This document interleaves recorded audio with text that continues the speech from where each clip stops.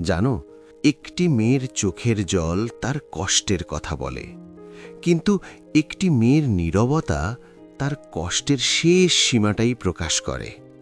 জানো, যতদিন একটি মেয়ে কাঁদছে, লড়াই করছে, তোমার কাছে অভিযোগ করছে, ততদিন পর্যন্ত সে কষ্টে আছে ঠিকই, কিন্তু তবুও তার ভেতরে এখনো তোমার কাছ থেকে আশা বেঁচে আছে।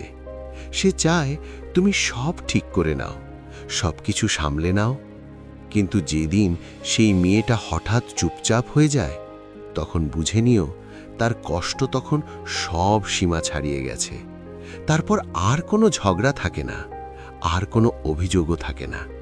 এখন তার তোমার কাছ থেকে আর কিছুই চাইবার নেই, কারণ এখন সে তোমার কাছ থেকে সব আশা হারিয়ে ফেলেছে।